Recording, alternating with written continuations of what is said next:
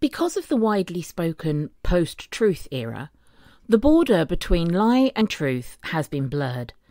And the best defence to this tendency is learning how to become a critical thinker. In this video, you will find the answer to the following questions.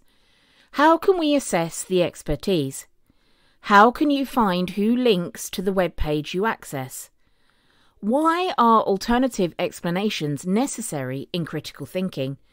How does counter-knowledge usually fool us? In his famous book named Weaponized Lies, How to Think Critically in the Post-Truth Era, author Daniel Levitin mentions unquestioning overconfidence is the primary reason why lies, fake news, increase.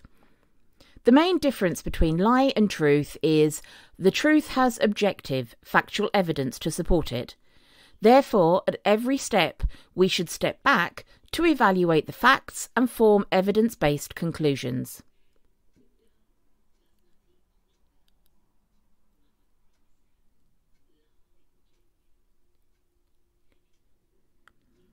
How do we know? You have not seen the molecules of water or oxygen atoms. Still, numerous conducted experiments prove that they exist. Similarly, we have not verified firsthand speed of light is 186,000 miles per second, or every human has 23 chromosomes. In all these cases, we rely on experts, certifications, licenses. Regarding expertise, we should know it is typically narrow. If one scholar has won Nobel Prize, it does not mean we should rely on his knowledge of other subjects too. William Shockley was one of the Nobel Prize laureates. Later in life, he developed strong racist views that took hold. Why?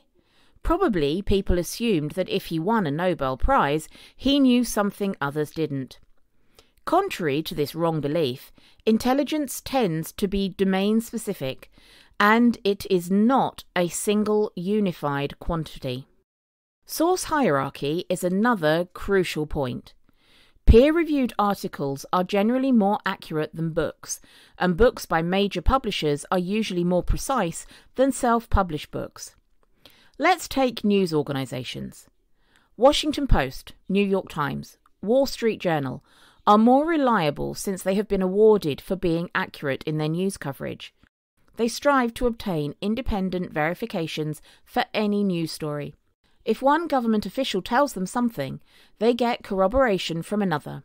If a scientist makes a claim, they contact other scientists who don't have any stake in the finding to hear independent opinions. Website domain can give you hints about the website's credibility. In most countries, .gov is used for government departments. .edu is used for educational organisations. You are more likely to find a neutral report on these domains than ends with .com, .net and others. Additionally, a special Google search allows you to see who else links to the web page you access. If you want to check breastcancer.org, type link:breastcancer.org on Google search. You will have all other website links to your shared site. It could be linked by an authoritative source, such as the American Cancer Society, as a valuable resource. Another helpful website is alexa.com, which tells you about the demographics of website visitors, which country are they from, what is their educational background, and so on. Institutional bias. When judging an expert, keep in mind that experts can be biased too. For the same tumour, a surgical oncologist may advise surgery. In contrast, a radiation oncologist advises radiation, and a medical oncologist recommends chemotherapy. What to do? Investigate whether there are enough numerous studies from different sources that came to the same evidence or not. When evaluating a claim or argument, ask yourself if there is another reason, overlooked alternative explanations.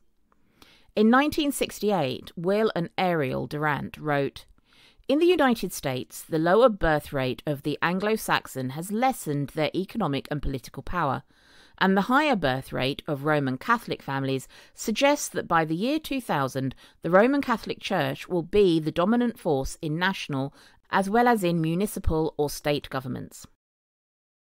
But they failed to consider other factors, such as many Catholics would leave the Church and many would use birth control despite the Church's prohibitions. Cherry picking. Our brains like to make stories out of billion events happening every second. If you win at roulette 3 times in a row, that doesn't mean you're on a streak and should bet your last dollar on the next spin. As in other similar cases, if you do not try to find contrary evidence, you will fall into the trap of your hypothesis. Selective small samples. Suppose you want to make claims about the new hybrid car's fuel efficiency as a marketeer. You send the driver out to send and get the result of 80 miles per gallon. But your competitor sends the 5 drivers and gets a figure closer to 60 miles per gallon. Who is right? Large sample. Larger samples more accurately reflect the state of the world because it is more representative.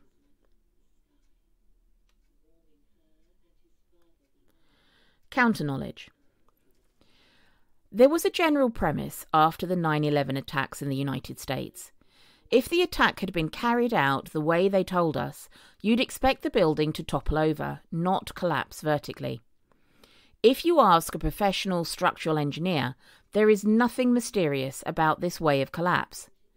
But why do people believe such assertion? Because misinformation is packaged to look like fact, and as a storytelling species, we believe without critical thinking.